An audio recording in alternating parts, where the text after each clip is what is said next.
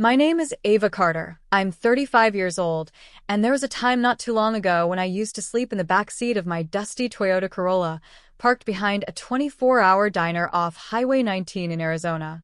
The smell of coffee and burnt toast clung to my clothes because I worked the graveyard shift at that same diner, serving truck drivers, early commuters, and the occasional college kid running from something. I was running too, just not the way people thought. The world thought I had fallen apart. My family believed I was broken. And honestly, for a while I almost believed them. But that all changed the morning I looked up from behind the counter, eyes half open from exhaustion, and saw her. My grandmother.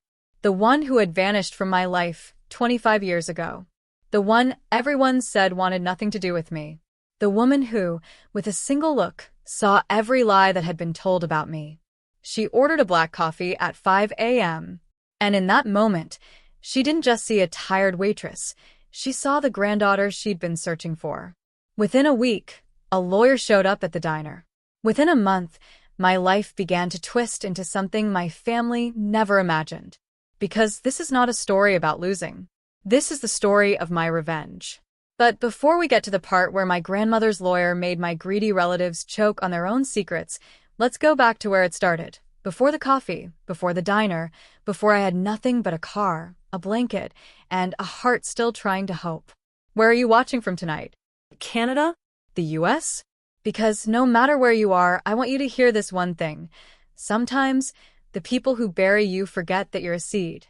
When I was a child growing up in Reno, Nevada, my parents, Mark and Linda Carter, were the kind of people who smiled big in public but whispered poison in private. Dad ran a small real estate company. Mom called herself a socialite, though she mostly spent her days gossiping and pretending we were wealthier than we really were. We lived off my late grandfather's trust fund, money that was supposed to be split equally between me and my older brother, Ethan. The fund had a clause. I couldn't access my $110,000 until I turned 21. My parents were the guardians of it until then, and they swore they'd keep it safe. You probably already know where this is going. When I turned 21, I asked about it. They laughed, said it was invested, said it was growing. But every time I asked for proof, I was met with anger or guilt. My mom would cry and say, "How can you not trust us, Ava?" My dad would slam a door and say, "Money isn't everything. You're young. Go find a purpose." So I did. I left home and built a little life for myself in Phoenix. I studied nursing, rented a tiny apartment, and lived simply. I wasn't rich, but I was peaceful. Until one evening I got a call that changed everything. My mother's voice was trembling. "Your dad's business failed, Ava. We lost everything. We're going to need some help, just until we get back on our feet." You know what I did? I helped. I sent what I had, believing they'd always be there for me too. I was wrong. Over time, the help turned into demands. "You're selfish," Mom would say. "You wouldn't have anything if not for us." When I lost my job during a hospital downsizing, I went back to Reno to stay with them. But the moment I walked into that house, something felt off. Ethan was there, grinning, lounging on the couch like he owned the world.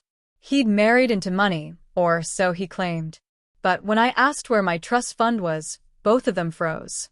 Dad cleared his throat. "It's gone, Ava. We used it to cover the mortgage, the debts, your mother's surgery." There was no surgery. No mortgage crisis. Just greed. I remember standing there, shaking, trying not to cry. "That money was mine, Dad." Ethan laughed. "Was." Past tense. "Maybe if you worked harder, you wouldn't need it." I left that house that night with a backpack, a few clothes, and $42 in my account. I slept in my car behind a grocery store for 3 nights before I found a job at Ruby's Diner, serving coffee to people who didn't know I was homeless. But I made a promise to myself. I would never turn cold. I would still be kind, even when life wasn't kind to me. There was one man who always came in early, Mr. Jensen, a retired schoolteacher who'd lost his wife. He'd sit in the corner booth reading the paper, and every morning I'd refill his cup and ask how he was doing. "You remind me of my daughter," he'd tell me once in a while. The world didn't break her either. Kindness was my currency. I gave it even when I had nothing else. Some nights, I'd park by the lake and talk to the moon like it was a friend. I'd whisper, "If anyone's listening, I just need one person to see the truth. Just one." And then, one cold morning, when the frost on my windshield looked like tiny diamonds, I walked into my 5 a.m. shift, apron wrinkled, hair tied up, and started pouring coffee for the early truckers.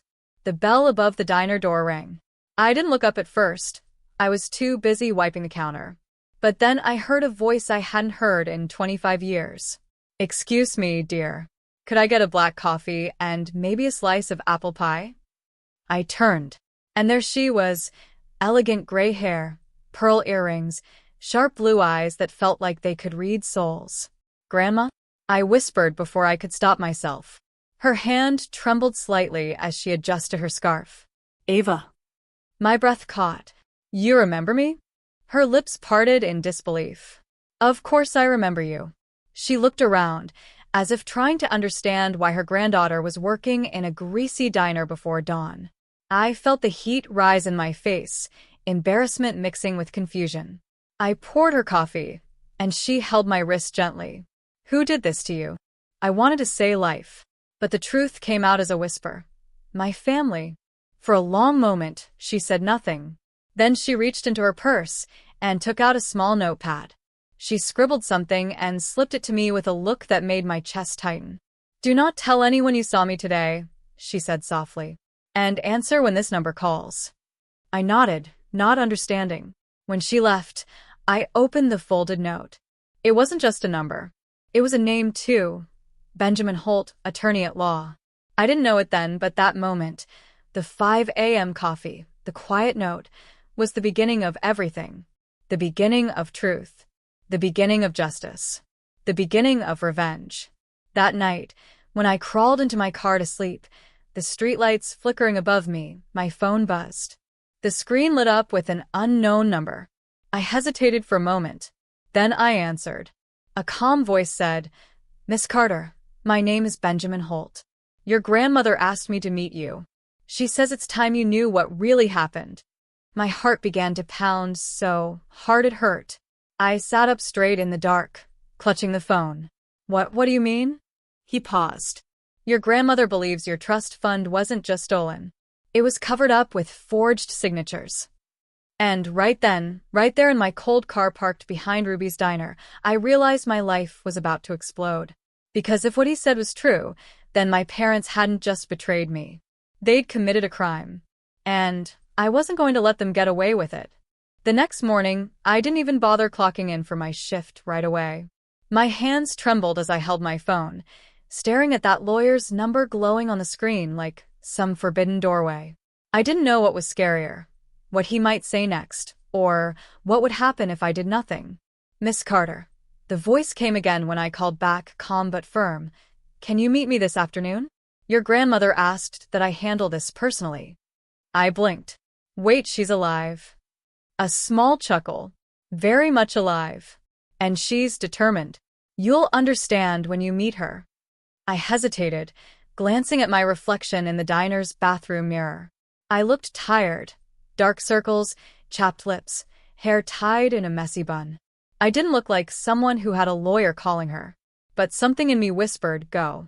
So after my shift, I drove to the address he texted, an old law office downtown, wedged between a pawn shop and a florist.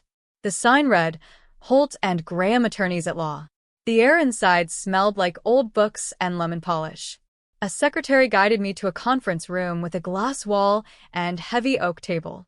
I sat there fidgeting until a tall man in a gray suit walked in, carrying a folder. He smiled politely. "Ava Carter?" "Yes. I'm Benjamin Holt. Your grandmother asked me to show you something before she meets you herself." He placed the folder on the table and opened it. Inside were documents, scanned letters, financial statements, and 2 signatures that made my stomach twist. Dad's handwriting. Mom's too. What is this?" I asked. He slid one paper toward me. "This is the withdrawal form for your trust fund, dated 2 weeks before your 21st birthday. Your parents claimed you gave consent. But as you can see," he pointed at a slanted, shaky signature at the bottom. This isn't yours, is it? I shook my head, throat tightening. No. That's not my signature. He nodded slowly. That's what your grandmother thought. She suspected fraud years ago, but had no proof.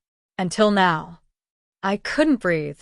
All the nights in the car, all the times I'd cried myself to sleep, the humiliation of begging for hours at the diner, it all flashed before me. My voice came out as a whisper. Why is she helping me now? After 25 years. Benjamin leaned back, folding his hands. Because she didn't know what they'd done to you. She believed you were well cared for. Your parents kept her away. Letters you sent her were intercepted. She thought you didn't want her in your life. My chest ached. She wrote to me? He nodded. Every Christmas. Every birthday. Tears filled my eyes. They hid everything from both of us. Benjamin gave a sympathetic nod. She wants to see you, Ava. But before she does, she asked that I make something very clear. She doesn't want revenge for herself. She wants justice for you. For the first time in years, someone was on my side. I wasn't invisible anymore. He pushed another paper across the table. This is a preliminary agreement. Your grandmother is transferring funds to you for temporary housing and legal costs. A private investigator will also be assigned. I stared at the paper, speechless. Wait, she's helping me financially? She insisted. Said, and I quote, my granddaughter will not sleep in a car another night. My throat tightened. I wanted to laugh and cry all at once. Benjamin smiled kindly. You're strong, Ava. Your grandmother sees that. But I'll be honest, what comes next will not be easy. They'll deny everything. They'll try to make you look unstable. I nodded slowly, feeling a flicker of the old fight inside me. They already did. That night, for the first time in months, I didn't sleep in my car. Benjamin arranged for a small hotel room near the office. Nothing fancy, but it had a warm bed, clean sheets, and silence. I lay there staring at the ceiling, thinking about how fast life can change. The next day, I met her. My grandmother, Margaret Carter, arrived at the hotel with a cane in one hand and a fierce kind of grace that made people step aside when she walked by. She wore a navy coat and carried herself like she'd lived through storms and didn't flinch anymore. When she saw me, her eyes softened. You're even more beautiful than your mother was. I stood frozen for a second, unsure if I should hug her or bow. But she reached out first, wrapping her arms around me in a way that made me feel 5 years old again. Grandma, I whispered. She pulled back, looking into my eyes. They hurt you, didn't they? I swallowed hard. Yes. Something flickered in her eyes. Part sadness, part fury. Then we'll make them regret it. I blinked, startled. Grandma? She smiled faintly. You'll see. Benjamin has a plan. The next few weeks were a blur of meetings, paperwork, and quiet discoveries. Margaret had kept meticulous records, letters, bank receipts, family documents, all showing how my parents had siphoned money from the trust fund over the years. They'd even bought Ethan a car using my trust account. The more I learned, the angrier I became. Not just because of the money, but because of how easily they'd watched me fall apart while pretending to be victims themselves. One night, Margaret and I sat together on the balcony of her house. She poured tea into delicate china cups and said, Do you know what the hardest part of growing old is, Ava? It's realizing the people you raised chose greed over love. I stared into my cup. They said you didn't want me. They told me you cut ties. Her hands trembled slightly. I never stopped writing. But your mother, she hated me for inheriting your grandfather's estate. She wanted it all. And she knew that if you and I were close, she couldn't control you. I looked at her, heart pounding. Why didn't you come sooner? I thought you wanted nothing to do with me, she whispered. Until I saw you at that diner. You looked so much like your mother did before greed hardened her. I couldn't leave you there. We sat in silence for a while, the night filled with crickets and the soft hum of city lights in the distance. Finally, I asked, What now? She smiled thinly. Now we play their game. Only better. Benjamin's team began digging deeper. They traced fake transactions, missing tax reports, and suspicious property transfers. Slowly, the puzzle pieces fell into place, and what they revealed was worse than I imagined. My parents hadn't just stolen my trust fund. They'd used it to hide debts, manipulate bank accounts, and fund Ethan's failed investments. Every lie they told was backed by paper. Every paper they forged was about to become evidence. But I still hadn't spoken to them. Not yet. Benjamin advised waiting until we had everything ready. The less they suspect, the stronger our case. So, I pretended my life was the same. I still worked the morning shifts at Ruby's, smiling, pouring coffee, pretending nothing had changed. Until one morning, about 3 weeks later, Ethan walked into the diner. He looked sharp in his suit, smug as ever, sliding into a booth like he owned the place. Well, look who's finally found a job. I froze, gripping the coffee pot, so tight I thought it might break. What do you want, Ethan? He smirked. Mom said you're still mad about the trust fund. Thought I'd check on you before you do something stupid. My pulse raced. Stupid. He leaned back. Yeah, like, I don't know, hire a lawyer. File a complaint. Make a scene. It'd be a shame if Mom found out you're still sleeping in that junk car. He knew. Somehow he knew. I forced a smile. Don't worry about me, Ethan. I'm fine. He laughed, pulling out his phone to take a picture of me. I'll show Mom. She'll get a kick out of this. I reached out to grab the phone, but he pulled it away. Relax, sis. You can't fight us. You never could. And that's when something inside me snapped. I leaned forward, my voice low and cold. You stole my life, Ethan. But you're about to lose yours. He blinked, startled. What did you just say? I smiled, calm as ice. You'll see. And I walked away, leaving him sitting there, frowning, confused. But as I pushed through the diner doors into the cool morning air, I saw a black SUV parked across the street. Inside, through the tinted glass, I caught a glimpse of a familiar silhouette. Benjamin. Watching. Waiting. My phone buzzed in my pocket. A single text from him read, It's time, Ava. We're ready to move. My heart pounded in my chest. They thought I'd stay broken. They thought I'd sleep in my car forever. They thought they'd won. They were wrong. The air that morning felt different. Heavier. Like something was brewing that no one could stop. I stood outside the diner, the phone still in my hand, Benjamin's message glowing on the screen. It's time. We're ready to move. For weeks, I had kept my rage buried under politeness, smiling at customers, pretending to be invisible while the plan slowly took shape behind the scenes. But now, the truth was no longer just a whisper in the dark. It was about to roar. I took a deep breath and texted him back. What do we do first? Seconds later, my phone rang. Good morning, Miss Carter. Benjamin's voice came, calm and precise as always. I hope you didn't let your brother rattle you. He tried, I said quietly. But he's the one who should be scared. That's good, he replied. Because today we begin. He told me to meet him and my grandmother at the courthouse downtown. My stomach knotted at the thought. I'd never been inside a courtroom before, except on TV. But I wasn't going there to beg. I was going there to reclaim what was mine. When I arrived, the courthouse steps gleamed under the Arizona sun. Margaret was already there, wearing a pale lavender coat and dark sunglasses, the kind that made her look untouchable. Benjamin stood beside her, flipping through a thick folder. When she saw me, she smiled faintly. You look stronger today. I feel it, I said, though my heart was pounding. Benjamin adjusted his tie. Today, we're filing the first official motion, a petition to reopen the Carter Family Trust. Once the court accepts it, your parents and brother will be served. Served? I repeated. He nodded. They'll receive legal notice that they're under investigation for fraud, embezzlement, and forgery. I froze. They're going to know it's me. Yes, he said simply. And that's exactly what we want. A chill ran through me. Won't they fight back? Of course, he said, closing the folder. But remember, you have the truth. And we have evidence they don't know we've found. My grandmother placed her hand on mine. Let them fight. They can't lie their way out of every storm. That afternoon, Benjamin filed the motion. The paperwork was sealed and stamped, and the wheels of justice began to turn.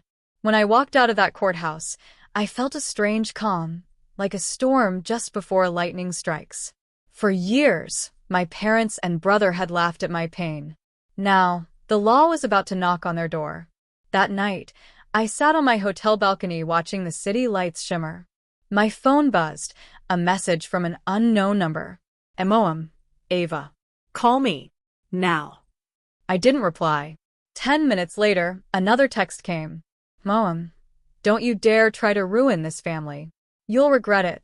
My hands shook, but I smiled through it. They were scared. For the first time, they were scared.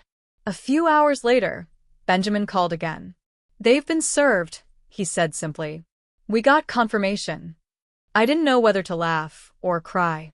All I could do was whisper, "Thank you." But he wasn't done. "There's something else. We found an offshore account in the Cayman Islands. It's under your father's company name, but the withdrawals match the missing trust funds." I blinked. "You mean he hid the money?" "Yes," Benjamin said. "And if we can prove it, he's facing criminal charges." It felt surreal. For years, my father had lectured me about being responsible, about not chasing money. Meanwhile, he was the one hiding hundreds of thousands overseas. I closed my eyes and breathed in the night air. "He deserves everything coming." Benjamin's voice softened. "We'll handle the legal fight. But there's something you need to do, Ava, something only you can." "What's that?" He paused. "You need to show them you're not afraid anymore." That thought stayed with me all night. So the next morning, I did something that even surprised me. I drove back to Reno, to the house I swore I'd never step foot in again. When I parked outside, my old neighborhood looked the same, manicured lawns, neighbors pretending not to stare. But the house that once felt like home now looked cold, smaller somehow. I walked up the porch steps and knocked. Ethan opened the door, his smirk fading the moment he saw me. "You've got nerve showing up here." "I could say the same," I replied calmly.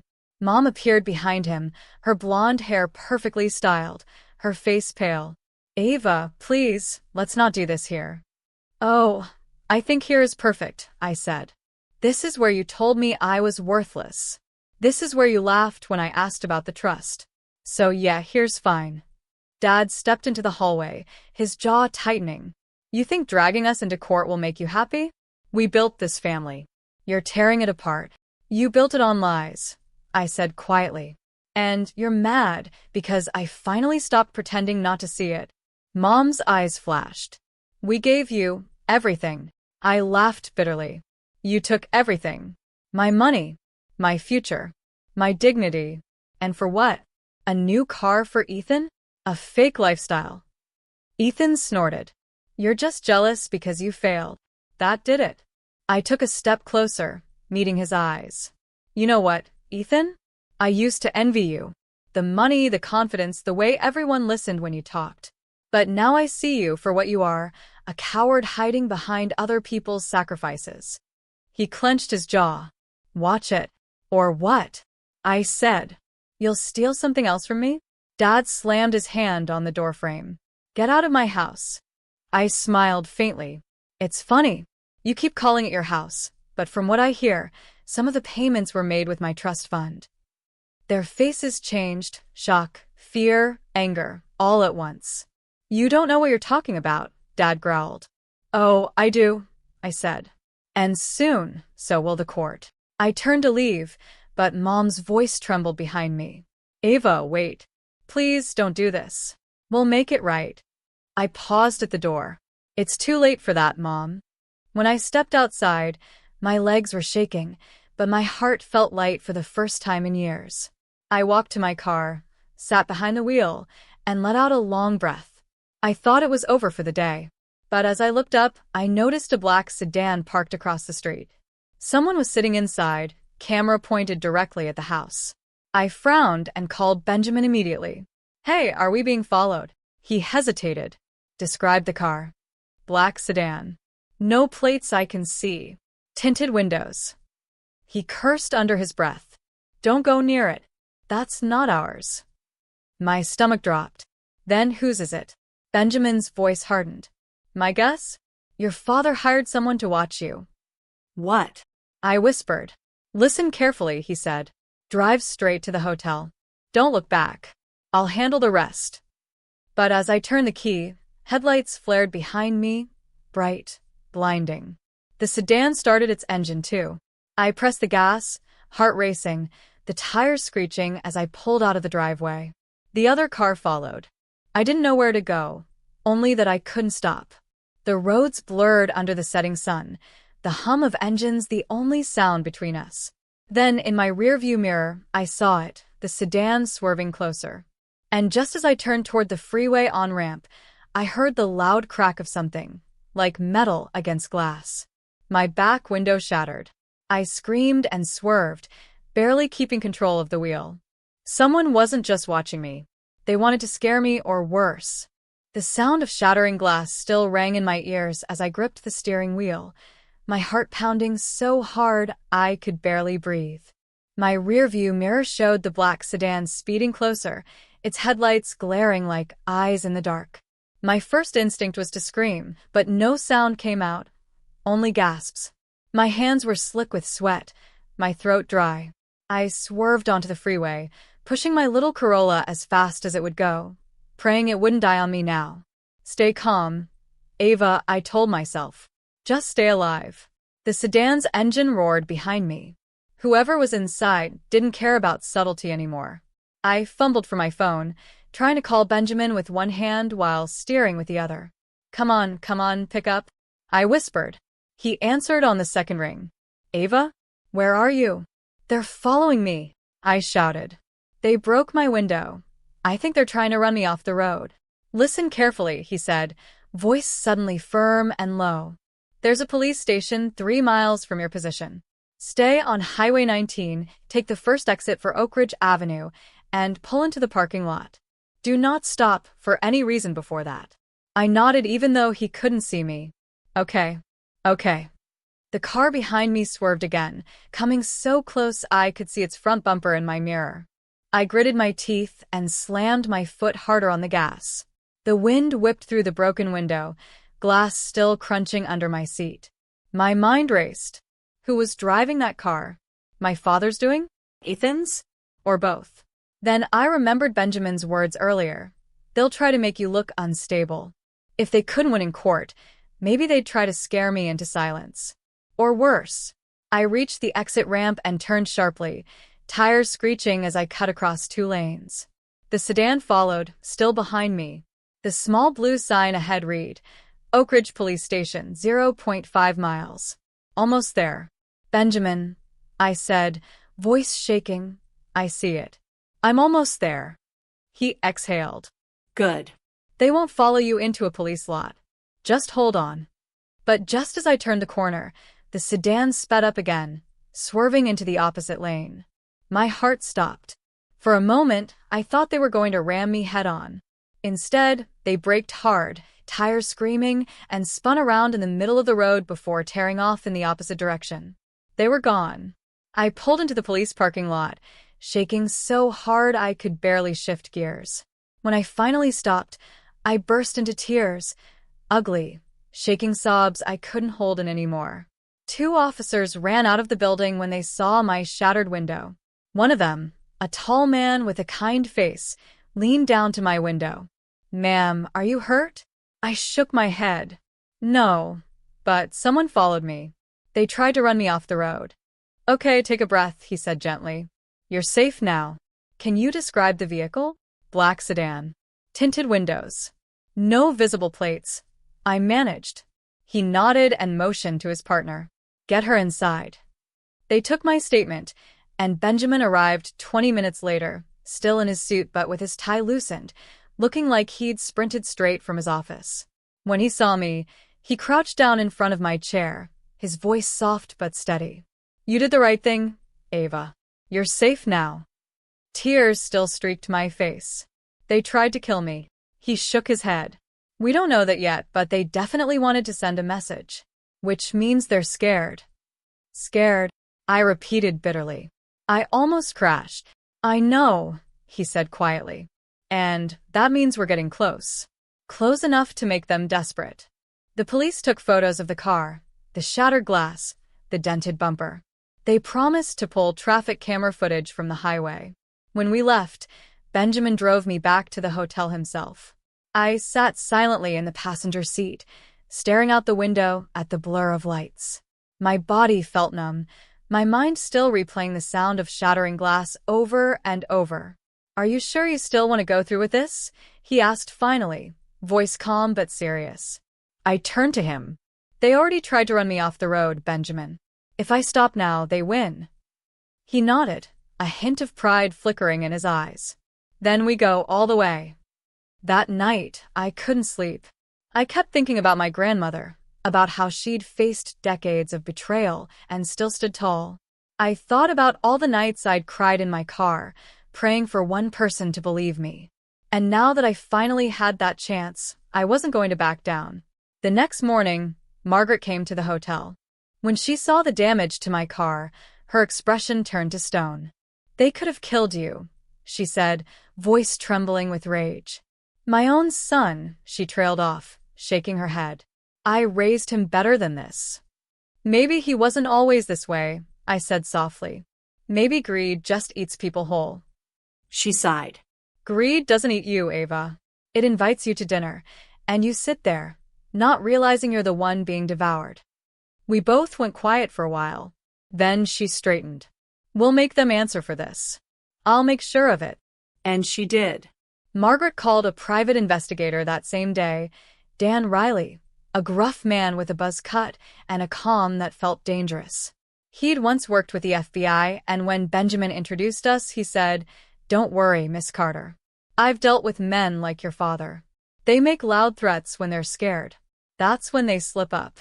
Within days, Dan's team had something. A photo, grainy but clear enough. The black sedan parked in front of a warehouse registered to Carter Holdings, LLC. My father's company. Benjamin spread the photos across the table at our next meeting.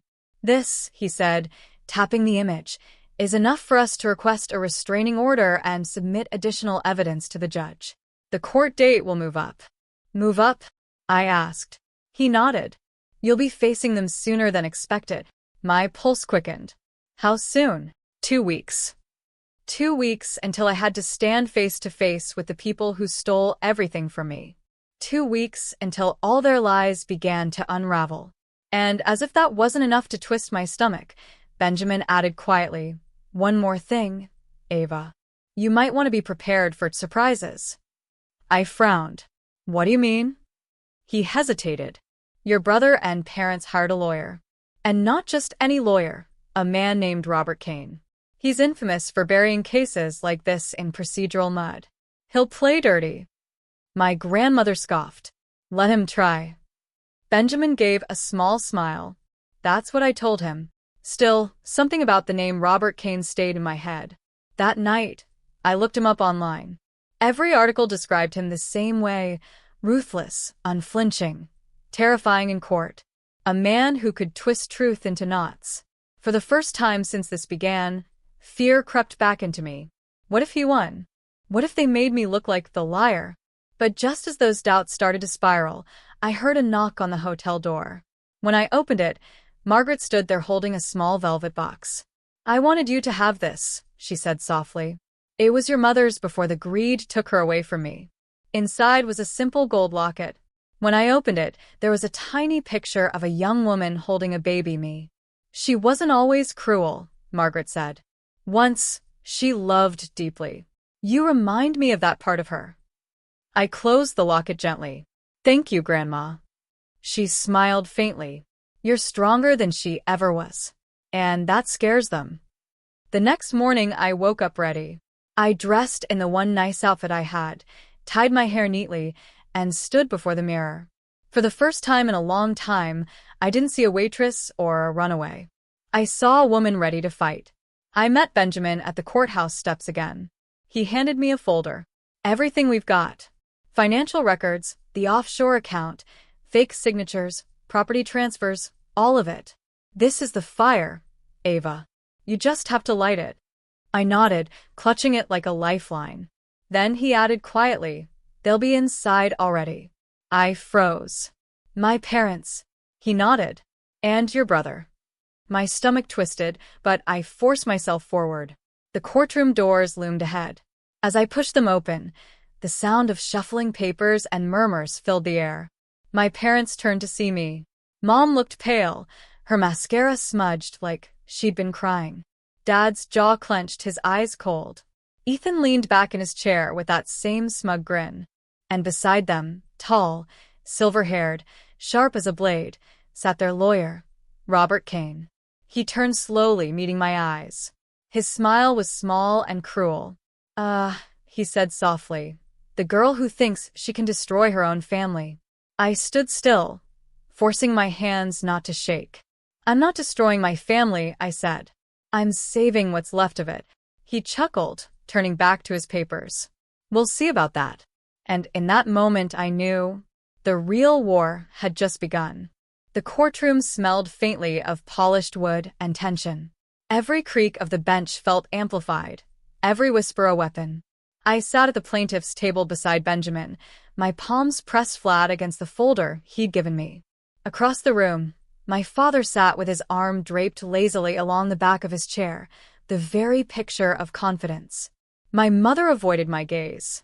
Ethan leaned forward, whispering something to their lawyer, Robert Kane, who didn't even flinch. Judge Whitmore entered, a woman in her 50s with stern eyes and no patience for theatrics. She rapped her gavel once. Court is now in session. Benjamin stood. Your Honor, my client, Ms. Ava Carter, is here today to present evidence of fraudulent asset transfers conducted by members of her family, specifically her father, mother, and brother. These assets were originally entrusted to her late grandmother, Margaret Carter, whose estate was manipulated through forged documents. Kane stood just as smoothly, adjusting his cufflinks. Your Honor, this is a tragic misunderstanding. Family disputes often are. What my learned colleague calls fraud is, in fact, a matter of rightful inheritance and legal interpretation. He said it like he was bored, like the entire thing was beneath him. Benjamin smiled thinly. Then he won't mind if we begin with the documents. The first hour went by in a blur of paperwork, contracts, bank transfers, notarized statements. Benjamin's voice was calm, methodical. Mine trembled only once, when I was called to the stand. I took a deep breath, swore the oath, and sat down. Benjamin began gently. Ava, could you tell the court in your own words what led to this? I glanced at my father. He smirked. My grandmother trusted me. I began. Before she died, she told me she wanted her estate to go toward the community, scholarships, housing for single mothers, things she'd planned for years. But after she passed, I discovered her accounts were empty. The property titles were gone, and the company we both helped build, Greywood, was suddenly owned by my father and brother. And did you sign any transfer documents granting them ownership? Benjamin asked. No. Did you authorize any withdrawals? No. Then how did your signature appear on multiple legal documents? I met his eyes. Because it was forged. A low murmur rippled through the room. Robert Kane rose slowly. Objection, Your Honor. Speculative. Benjamin didn't miss a beat. We have handwriting analysis confirming the forgery. Exhibit 12. The judge nodded. Admitted. Kane's jaw tightened. Then came the part I dreaded, his cross-examination. He stood, buttoned his jacket, and walked toward me like a predator, sizing up prey. Miss Carter, he began smoothly, you said your family stole from you. Yet you also said you were once very close to them. Isn't it true that your grandmother's passing affected you emotionally? I frowned. Of course it did. And that you had financial problems around that time? Yes, but... And that you left the family business on bad terms? I hesitated, because I confronted them about the missing funds. Kane tilted his head. Or perhaps because you were struggling, angry, resentful. It's not uncommon for grief to cloud perception. Benjamin stood. Objection. Counsel is badgering the witness. Withdrawn. Kane said smoothly, turning to the judge with a smile before facing me again. Tell me, Miss Carter, do you have any proof your father intended to defraud you personally? I opened my mouth, but the words froze. Benjamin slid a paper across the table toward the bailiff. We do. Exhibit 19. The document appeared on the big screen, an internal email. From Ethan Carter to Richard Carter. Transfer Ava's share quietly. If she asks questions, tell her the paperwork was incomplete. She'll give up eventually, she always does. Gasps filled the room. Kane's confident expression didn't falter, but his fingers tightened around his pen. Benjamin leaned forward. Would you like me to read that again for the record? The judge's brow furrowed. No need. The record's clear. For the first time, my father looked uneasy. He whispered something sharply to Ethan, whose smugness vanished. Kane cleared his throat. That email proves nothing of intent. Siblings exchange heated messages all the time. Benjamin interrupted. Then let's add the bank records showing $1.2 million transferred from the estate account to a private one under your client's son's name. The courtroom erupted. The judge slammed her gavel. Order. Benjamin didn't stop there. And if the court will permit, we have witness testimony confirming the elder Mr. Carter instructed staff to shred original deeds and reissue titles with forged signatures. Kane shot him a glare sharp enough to cut steel. You're overreaching, counselor. Am I? Benjamin asked, turning toward the gallery. Because that witness is in this courtroom. The door opened. Margaret stepped inside. Gasps. Murmurs. Even my father went pale. Mother, he croaked. She walked forward slowly, regal even with her cane. You forged my granddaughter's name, Richard. You gutted everything I built. Kane blinked. Your Honor, I was informed Mrs. Carter was in hospice. Margaret cut in. Yes. That's what they wanted everyone to believe. She turned to the judge. But when I saw what my son had done, I couldn't stay silent. The judge leaned forward. You're saying you have first-hand knowledge of the fraudulent actions? Margaret nodded. Yes. I saw the fake signatures, the missing files, and the offshore account registered in my son's name. I've brought proof. Kane looked cornered. He stood abruptly. Your Honor, I request a recess. Denied. The judge said firmly. Proceed. Benjamin gently guided Margaret to the stand. As she spoke, the years of betrayal spilled out. How she'd discovered the secret transfers, how she'd confronted Richard, how he'd told her coldly, "You won't live long enough for it to matter." The room went silent. When she finished, the judge's face was unreadable. We will reconvene tomorrow morning for closing arguments. This court is adjourned. The gavel fell. My father stood frozen. My mother burst into quiet tears. Ethan stormed out without looking at me. Benjamin exhaled beside me. You did it, Ava. You really did it. But I wasn't celebrating. As the courtroom emptied, my father turned toward me one last time. His voice was low, venomous. This isn't over, he said. You think you've won, but you don't know what's coming. I stared at him. You're right, I said. I don't, but I know what you've lost. And for the first time, he didn't have a reply. That night, back at the hotel, Benjamin called to check in. Tomorrow's the big day. You ready? I looked at my grandmother, sleeping peacefully in the other room. Yes, I said quietly. For the first time in years, I'm ready. But what I didn't know was that before dawn, something would happen that would change everything. Something that would make tomorrow's verdict the least of my worries. The morning of the verdict began with sirens. Not the kind that screamed through traffic for strangers, but the kind that froze your blood because you knew, somehow, you were next. It was 5:42 a.m. when I woke to pounding on the hotel door. My heart jumped. I stumbled out of bed, half asleep, my grandmother still in the other room. Who is it? I called. Police, came the firm reply. Benjamin's voice echoed in my head. If anything feels off, call me first. I peeked through the peephole. 2 uniformed officers stood outside, one holding a folder, the other a tablet. Ms. Ava Carter? Yes. We have a warrant to collect you for questioning. It concerns an active financial fraud investigation. My blood ran cold. Excuse me? I'm the victim in that case. One of the officers looked at the tablet. It says here funds were recently transferred from a restricted account to your name, one connected to the trust. My stomach twisted. That's impossible. Ma'am, we just need you to come with us to clear this up. Behind me, my grandmother's voice trembled. Ava? What's going on? I forced a shaky smile. It's fine, Grandma.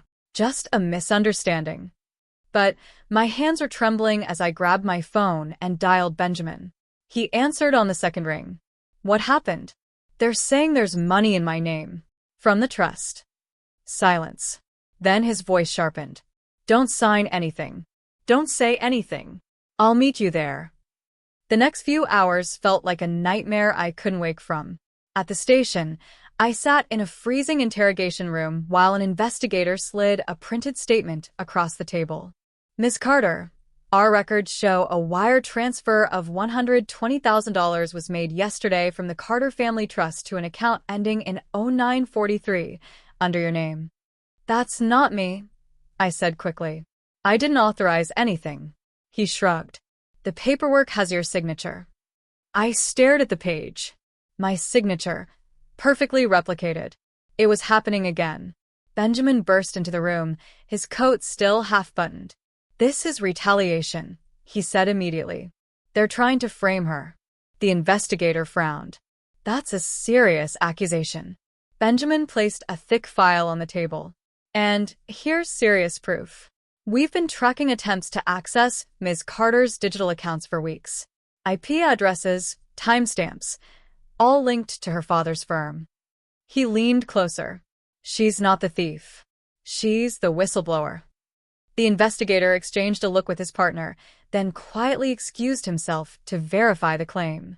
When the door closed, I exhaled shakily. How did they even do it? Benjamin rubbed his temples. They're desperate. They know the case isn't going their way, so they're manufacturing a distraction. And if it works? I asked softly. He looked me dead in the eye. It won't.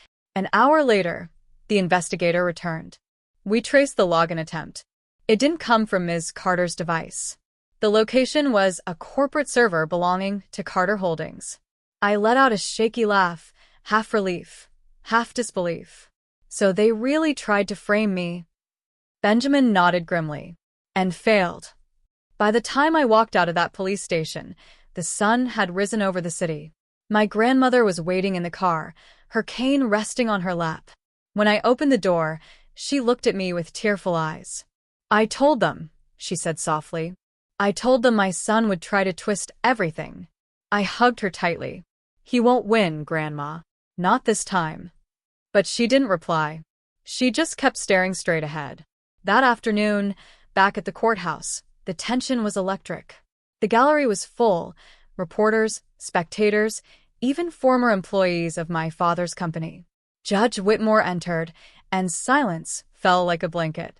This court has reviewed all submitted evidence, she began. We have heard testimony from multiple witnesses, examined verified bank records, and confirmed the validity of the late Mrs. Margaret Carter's statements and documents.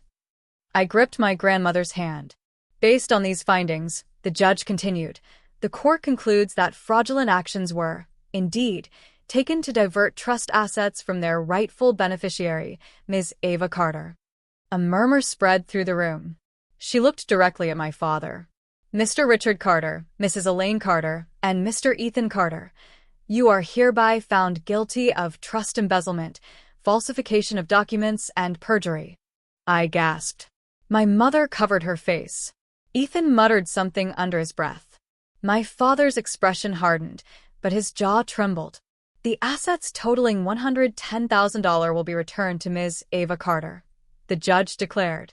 Additionally, punitive damages in the amount of $250,000 are awarded to compensate for losses incurred through emotional distress and reputational harm. I couldn't move. I couldn't even breathe. Benjamin leaned toward me and whispered, "You just won, Ava." I turned to my grandmother. She was crying quietly but smiling. "You did what I couldn't," she said softly. "You brought the truth back to light." When the judge banged her gavel, The courtroom erupted. Reporters rushed forward, flashes blinding me. Benjamin guided me toward the exit, shielding me from questions. "How does it feel to win?" someone shouted. I looked over my shoulder. My father stood in handcuffs, staring at me with a look I couldn't quite place. Not anger, not hatred. Something emptier. Regret. I didn't answer the reporters. I just said, "Justice feels quiet." Outside, the wind was cool, the sky a perfect blue. Benjamin clapped my shoulder. "Now that the case is closed, you can rebuild whatever you want." But before I could reply, my grandmother suddenly swayed beside me. "Grandma?" I caught her just as her cane slipped. Her face had gone pale, her breath shallow. "Get help!" I screamed.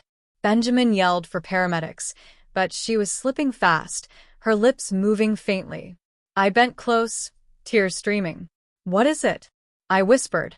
She looked up at me with the faintest smile. "Ava, promise me you'll forgive, even when they can't." "Grandma, please don't talk like that." But her eyes fluttered shut. By the time the ambulance arrived, she was gone. And just like that, the victory I'd fought so hard for turned hollow. I stood there on the courthouse steps, surrounded by flashing cameras, holding my grandmother's scarf to my chest. The woman who saved me was gone. Benjamin's voice broke the silence. "Ava, we'll arrange everything." I nodded numbly. She deserved to see the world right again. He put a hand on my shoulder. She did. "And she left something for you." I frowned. "What do you mean?" He hesitated. "A second trust. Sealed until after the verdict." I stared at him. "What?" Benjamin nodded slowly. "Your grandmother left you something far bigger than $110,000. My tears froze. "What did she leave me?" He looked at me, eyes serious. "A legacy. And a secret your father would have destroyed if he'd known." I didn't sleep that night. The hotel room was quiet except for the steady tick of the wall clock and the faint hum of the city outside. Benjamin had driven me back after the chaos at the courthouse, after the reporters, the handcuffs, the ambulance lights that painted everything red and blue. My grandmother's scarf still lay on the nightstand. The scent of her perfume clung to it, lavender and something old-fashioned, like time itself. I sat on the edge of the bed, staring at the folder Benjamin had handed me just before he left. "Ava," he'd said softly, "open it when you're ready." Not before. I hadn't been ready, until now. With trembling fingers, I broke the seal and lifted the first document. It was dated 6 months ago, long before she found me at the diner. Last will and testament of Margaret and Carter. My heart pounded as I read. It wasn't just about money or property. It was a confession. If my granddaughter, Ava Carter, is reading this, it means the truth has prevailed. I built the Carter legacy not for greed, but for impact. The family foundation was meant to fund schools, clinics, and community centers. My son, Richard, wanted it for control. He forged my trust papers, just as he forged hers. But what he doesn't know is that I created a secondary fund, locked under a different name. One he could never touch. Ava, that fund and everything it represents is yours. My breath caught. I flipped to the next page. It was a bank statement. The balance made my eyes widen. $4,800,000. I nearly dropped the paper. No, this can't be real. At the bottom of the letter, my grandmother had written one last line in her uneven handwriting. "Use it wisely. Change lives, not just yours." For a long time, I couldn't move. The air felt too thick, the room too small. My chest ached with grief and disbelief, all at once. I thought of the years I'd spent sleeping in my car, saving crumpled tips, counting every penny just to survive, while millions waited quietly for me, hidden in plain sight. When I finally looked up, the dawn was creeping in through the blinds. I whispered to the empty room, "You really outsmarted them, Grandma." But before I could process what any of it meant, my phone buzzed. Unknown number. I almost ignored it until I saw the text. "Unknown, you think this is over? Check your email." My stomach twisted. I opened my laptop, signed in, and froze. There were videos. Dozens of them. Security footage, emails, financial records. Every single one showing my father, mother, and brother planning, signing, laughing. Evidence. The sender's name was hidden. Only a single message at the bottom read. They were not alone. I stared at it. What does that mean? I whispered. Before I could answer myself, the hotel phone rang. Benjamin's voice was urgent. Ava, listen to me carefully. Don't open any more emails. Someone's leaking private evidence from the case. I already did, I admitted. There's more. Someone says my family wasn't acting alone. Benjamin was silent for a long moment. Then we have a bigger problem. He sighed. Come to my office. Now. Bring everything your grandmother left. By the time I got there, he was standing over a stack of new files, his jaw tight. Whoever sent you those messages knows things they shouldn't, he said. This wasn't just about your father stealing from you. There's a corporate trail leading to someone higher. Someone funding Carter Holdings for years. I frowned. You mean investors? He shook his head. Not investors. Partners. He slid a photo across the desk. It was an old newspaper clipping, my father shaking hands with a man in a gray suit. Who's that? I asked. Arthur Delmont, Benjamin said grimly. CEO of Delmont Enterprises. He was your grandmother's original business partner until she found out he was laundering money through her charity foundation. My pulse quickened. You're saying my father was helping him? Benjamin nodded. It explains everything. The missing accounts, the offshore money, the cover-ups. Your father didn't just betray you. He became part of something bigger and dirtier than you knew. I sank into the chair. So now what? We prove it, Benjamin said. If we can trace Delmont's payments to Carter Holdings, we'll expose not just your family's fraud, but corporate corruption that's been running for decades. I took a deep breath. Let's do it. The next 48 hours were a blur of digging. Documents, emails, late-night calls. Benjamin brought in a forensic accountant, Janelle, sharp and brilliant. She spent hours cross-referencing every account number, every shell company. And then, late on the second night, she gasped. Found it, Benjamin, and I rushed to her desk. There, she said, pointing at the screen. A hidden wire route, $3.6 million transferred from Delmont's holding company to Carter Holdings 2 weeks before Ava's grandmother's foundation was liquidated. I stared. That's the missing money. Benjamin smiled grimly. That's the evidence we needed. We both knew what came next, another case. Another fight. But this time, it wasn't just for me. It was for every person my grandmother's stolen foundation could have helped. Still, something gnawed at me. If Delmont was this powerful, what would he do when he realized we were coming for him? Benjamin must have read my thoughts because he said quietly, "Be careful, Ava. Men like him don't go down without a war." The next morning, I woke to the sound of news alerts pinging my phone. Breaking news. Carter Holdings fraud investigation expands. Federal agencies involved. Underneath the headline was a photo. Me, Benjamin, and my grandmother leaving court. And another name below. Arthur Delmont under investigation for conspiracy and financial crimes.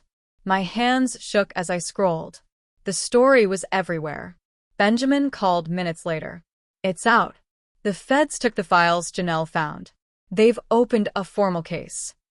I exhaled, shaky but relieved. Then we did it. But his voice was quiet. Not yet. What do you mean? Delmont's gone. Vanished. His lawyers claim he's on vacation, but the feds think he's fled the country. I froze. So he knows. Yes. And if he knows we're the ones who exposed him. He didn't finish the sentence, but he didn't have to. That night, as I packed up my things to move to a safer location, I found another envelope slipped under my hotel door. No name. No stamp. Just one word scrawled across the front in uneven ink. Run. My fingers went cold. I tore it open. Inside was a photo, grainy, black and white. It was me, working at the diner. The day my grandmother found me. And in the background, sitting by the window, was a man in a gray suit. Watching. Arthur Delmont. He'd been there all along. The day after the court hearing felt like the world had flipped upside down. I woke up in the guest room of my grandmother's house, the first real bed I'd slept in for months. The sunlight filtered through cream-colored curtains, landing softly on the floral quilt that smelled faintly of lavender. For the first few seconds, I forgot where I was. I stretched, half expecting to hit the cold car ceiling like before. But instead, my hand brushed against a velvet headboard. It was real. I wasn't in my car. Downstairs, I could hear faint voices, Grandma's and Elliot's, her lawyer. The murmur of calm conversation carried through the air, followed by the faint clinking of teacups. For a moment, I just sat there breathing. Then I remembered everything. Yesterday, Melissa had been exposed in court, caught lying about the trust fund transfers. Dad's name had appeared in the bank records. Mom's signature was on the fake consent form. They'd been using my inheritance for over 5 years. Luxury vacations, new cars, even the family business they'd claimed failed. When the judge ordered a full financial audit, Melissa's face had gone pale as chalk. And Grandma, she hadn't even raised her voice. She just watched them, calm, sharp, and heartbreakingly disappointed. Now, as I climbed down the old staircase, I could see her sitting by the window, reading a letter. Elliot stood beside her, a stack of folders under his arm. "Morning, Lexi," Grandma said with a small smile. "You slept well?" "I did," I said softly, running a hand through my hair. "Thank you, Grandma." Elliot adjusted his glasses. "We've been going through some of the records. Turns out your parents didn't just take your money. They used your social security information to open new accounts in your name." I froze. "What?" He nodded grimly. "Identity fraud on top of theft." My knees went weak. Grandma quickly gestured for me to sit. "I knew they were greedy," she said quietly. "But this is beyond greed. It's cruelty." I looked at her, the tears threatening again. "Why would they do that to me, Grandma? I'm their daughter, their sister." She sighed deeply. "Because sometimes, sweetheart, family doesn't see you as a person. They see you as a tool, a resource they can use, especially if you're kind enough not to fight back." That sentence hit me like a storm. Elliot continued, "The judge has already granted permission to freeze all related accounts. But there's one more thing."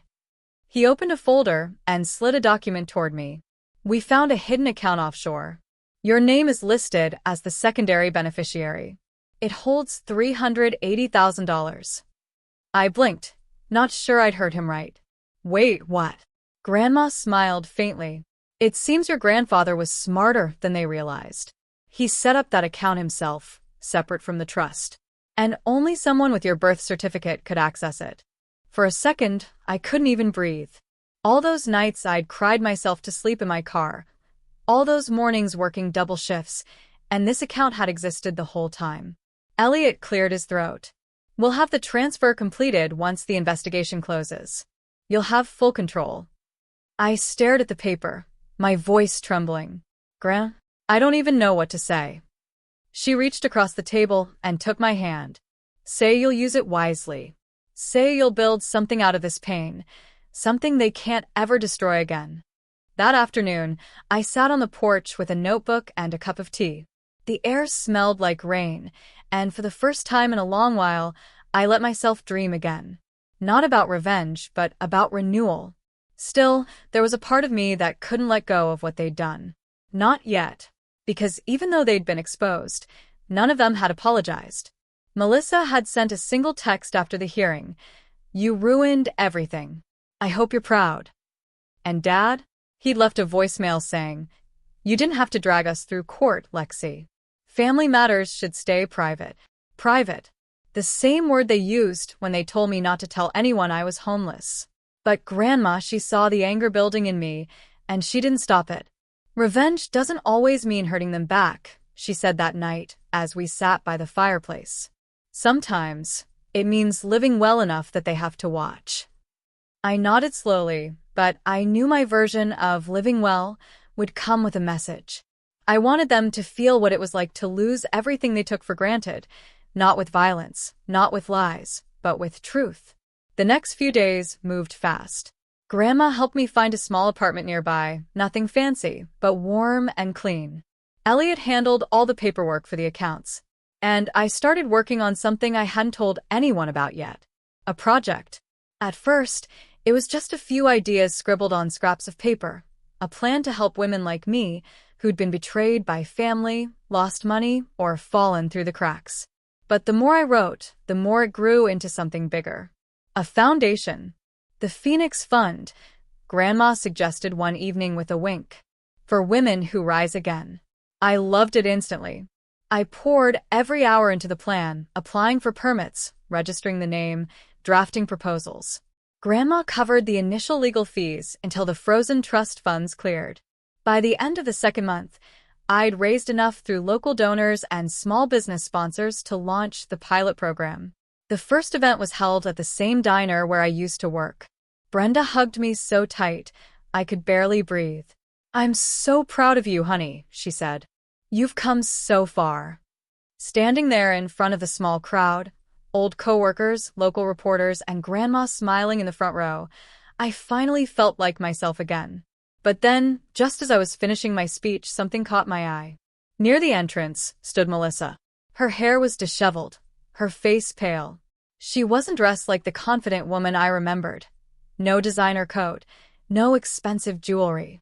Just a gray hoodie and tear-streaked cheeks. When our eyes met, she flinched, then lowered her head. "Lexi," Grandma whispered beside me. "Do you want me to have her removed?" I hesitated. Every part of me screamed yes. But something deeper, maybe the version of me that still believed in kindness, said no. I walked off the small stage and toward her. She looked up, eyes red. "You won," she said bitterly. "Are you happy now?" I studied her. Happy? Not exactly. But free? Yes. Tears spilled down her cheeks. They froze everything. Mom's panicking. Dad can't even pay the mortgage. I swallowed hard. "I didn't do that, Melissa. You did." She opened her mouth to argue but stopped when Grandma stepped forward, her cane tapping lightly on the floor. "Melissa," she said calmly, "do you remember when you were 10 and Lexi gave up her Christmas gift so you could have the doll you wanted?" Melissa blinked, confused. "What does that have to do with anything?" Grandma's voice hardened. "Everything. Because she's still the same girl who chose love over anger, and you're still choosing pride over peace." Melissa's face crumpled. For the first time, she didn't look angry. She looked broken. I took a deep breath. "I'm not here to destroy you, Melissa. But I'm not here to save you either. That's your choice now." She nodded slowly, tears falling freely. Then she whispered, "I don't deserve forgiveness." I looked her in the eye. "Maybe not. But you can still start over." She turned and walked out quietly, leaving the door swinging open behind her. I stood there for a long moment, staring at that open door, my heart heavy but strangely light at the same time. Because for the first time, I realized revenge wasn't about watching them suffer. It was about reclaiming everything they'd tried to take, my money, my dignity, my hope. Later that night, as I sat by the window in my new apartment, I received a message from Elliot. It was a scanned document, confirmation that the offshore account transfer had cleared. Available balance, $380,000. I stared at it for a long time, then smiled. Not because of the money, but because of what it meant. Freedom. Still, even as I looked at that number, a strange thought crept into my mind, one that made my chest tighten. Melissa wasn't the only one keeping secrets. Elliot had mentioned another document, one Grandma hadn't let me see yet, something about an additional clause in my grandfather's will. And as much as I wanted to believe everything was finally over, I had a feeling that clause was about to change everything again. The night after the diner event, the air felt different. The quiet didn't feel heavy like before. It was full of possibility, almost electric. But beneath that stillness, something uneasy pulsed under my skin. Maybe it was because of the way Grandma had looked at me earlier that day, her eyes calm yet distant, like she was holding something back. Or maybe it was because of Elliot's message, that mysterious clause in the will he hadn't yet explained. Whatever it was, I couldn't shake the feeling that something big was coming. I lay awake until nearly 2 a.m., the faint hum of the city outside my window, the moonlight slicing across the ceiling. When I finally drifted into sleep, it was shallow, the kind of rest where dreams blur with memories. When I woke up, my phone buzzed with a text from Grandma. "Good morning, sweetheart. Breakfast at 8. We have something to discuss. Love, G." The words "something to discuss" made my stomach knot. When I arrived at her house, she was already in the sunroom, sipping coffee and looking out over the garden. The autumn leaves scattered across the yard made everything look like it was painted in gold. Elliot was there too, standing by the piano, a thin brown folder in his hands. "Morning, Lexi," Grandma said softly, her voice warm but serious. "Come sit, dear." I sat across from her, trying to read her face. "Is everything okay?" She nodded. "Everything is fine, but it's time you know everything, all of it." Elliot cleared his throat and opened the folder. "This," he said, "is the second clause of your grandfather's estate plan, one that activates only after certain conditions are met." He slid a few pages toward me. I scanned the first line. "In the event that Alexandra's inheritance is misused, stolen, or withheld from her, a secondary provision shall be triggered to protect her long-term financial stability and establish her as successor to the family holdings." I blinked. "Successor?" Grandma nodded. "Your grandfather never trusted your father with the family assets. When he passed, I managed everything quietly. Your parents were given stipends, small ones, not ownership. He always said the legacy would go to the one who valued kindness over greed." My heart started racing. "You mean me?" "Yes, you." Her eyes softened. "You passed his test without even knowing it." Elliot adjusted his glasses. "The clause states that all residual assets, including properties, business shares, and investment portfolios, revert to you upon verification of mismanagement by the previous heirs." I stared at him. "You mean I don't just get my trust fund back? I get everything?" "Everything," he confirmed. I leaned back, breathless. I couldn't even process it. Grandma smiled faintly. "You see, Alexandra, wealth was never meant to be a weapon. Your parents used it to control. Your grandfather wanted it to empower." Tears filled my eyes. "But Grandma, won't they fight this?"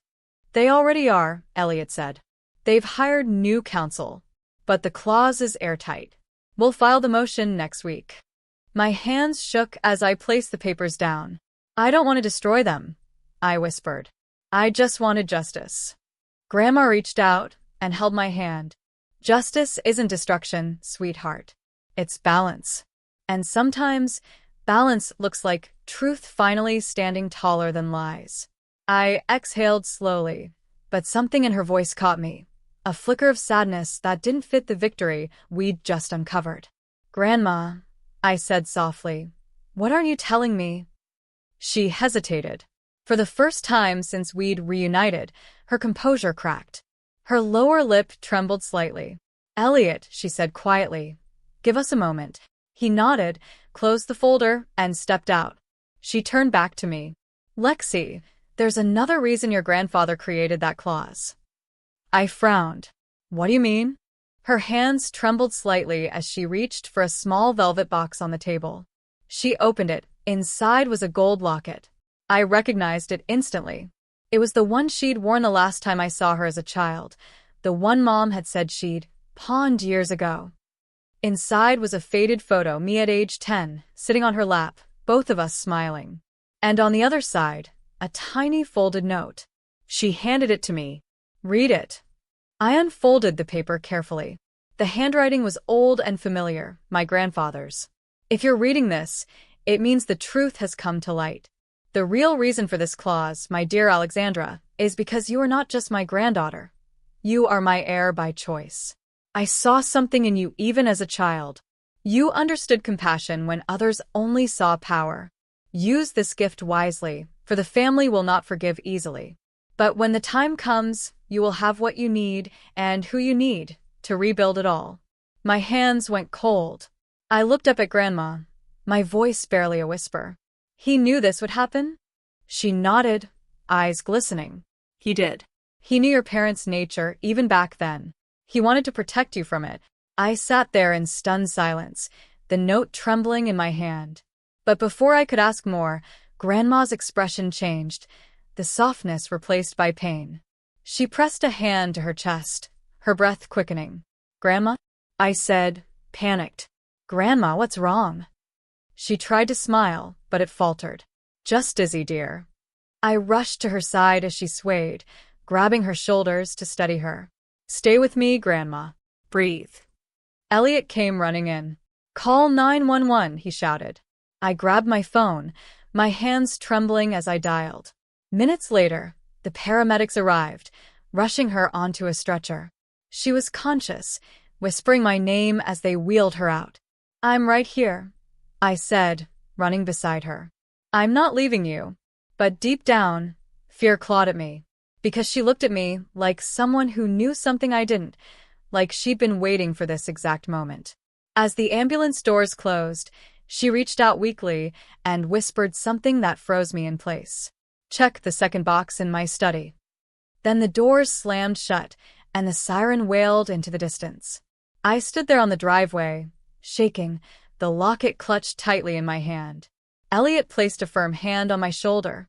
"We'll follow her, but Lexi, whatever she told you, you need to do it." I nodded, still trembling. The second box in her study. We drove to the hospital, but even as we sped through the streets, my mind wasn't just on her. It was on that study, the one room in the house Grandma always kept locked.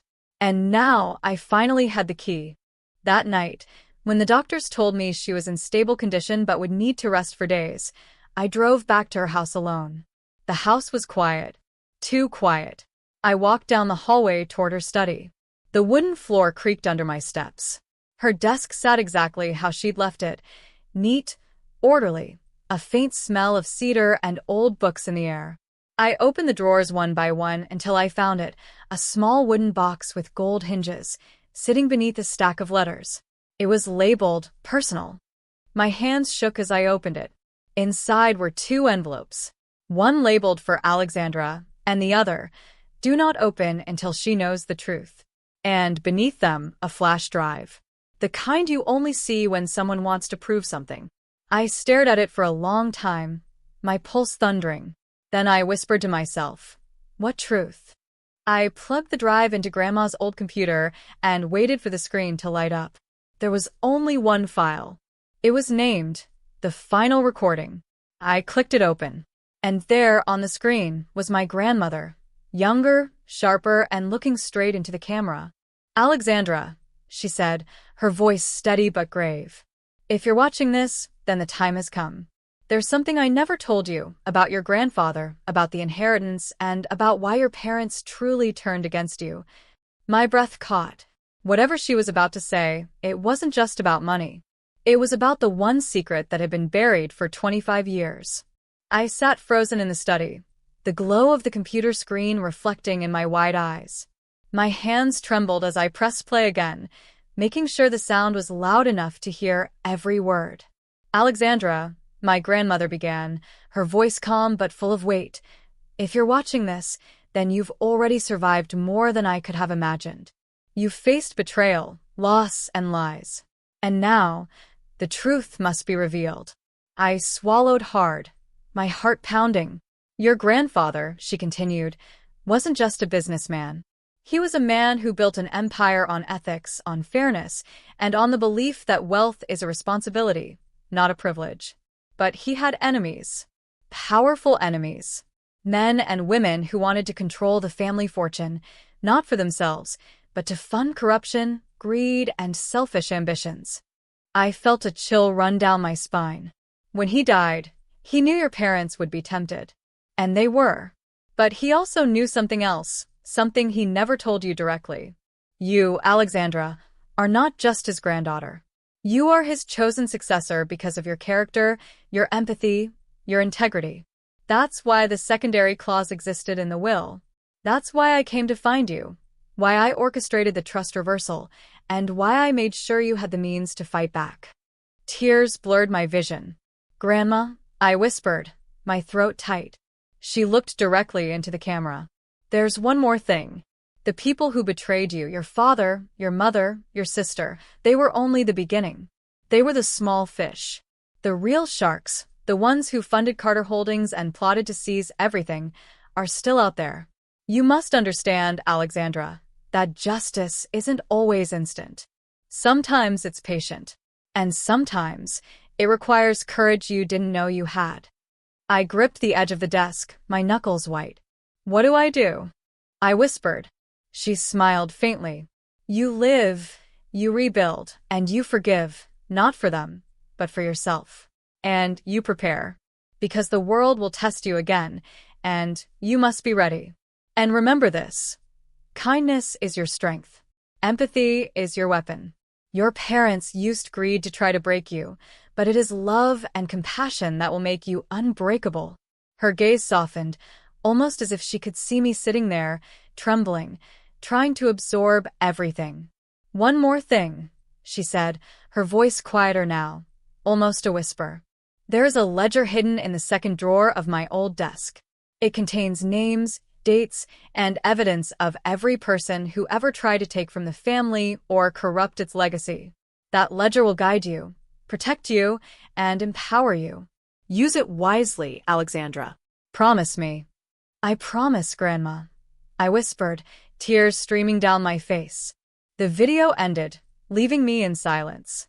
The only sound was my shaky breathing and the faint ticking of the clock. I slowly got up, moving to the second drawer of her desk. My hands found the cool brass handle, and I pulled it open. Inside was an old leather-bound ledger, worn but intact. As I flipped through the pages, I realized this wasn't just a record of money. It was a map of deceit, corruption, and betrayal. Every line, every name was a story, and every story could be turned into justice. I felt a strange mix of fear and power. Fear of what might come next, but power in knowing I finally had the tools to reclaim what was mine, and more importantly, to protect the legacy my grandfather had built. Then I remembered Melissa. She had been broken when she appeared at my foundation event. My parents were exposed, but the ledger suggested there were bigger forces at play. Forces that had allowed them to manipulate and lie without consequence. I took a deep breath. Grandma, I'll make it right, I whispered, clutching the ledger. The next few weeks were a blur of investigation, coordination with Elliot, and careful planning. I contacted federal authorities, shared the ledger, and ensured every fraudulent account, shell company, and corrupt partner was traced. Each revelation brought new names, new layers, and new stakes. Melissa and my parents tried to interfere, but every move they made was countered by evidence, unshakable, undeniable, and documented in the ledger. And through it all, I didn't just survive. I thrived. I rebuilt my life, my reputation, and my fortune, not just for me, but for others like me who had been betrayed or left powerless. By the time the dust settled, Carter Holdings was restructured, all stolen assets recovered, and the real culprits, the bigger sharks who had once controlled the family empire, were either in custody or exposed publicly. I stood on the balcony of my new home, the city lights stretching endlessly before me, and whispered to the night, I am free, and I am ready. Grandma's voice echoed in my memory. Kindness is your strength. Empathy is your weapon. I smiled. I had won. Not through vengeance alone, but through truth, courage, and the love of the one person who never gave up on me. And for the first time in years, I truly felt whole. The journey had been painful, terrifying, and unpredictable, but I had turned betrayal into triumph. And as I looked out over the city, I knew one thing for certain. They thought I'd stay broken. They thought I'd sleep in my car while they spent my $110,000 trust fund. They didn't know my grandmother, who hadn't seen me in 25 years, was about to change everything. And now, with truth, justice, and love on my side, I held the power to rewrite my story entirely.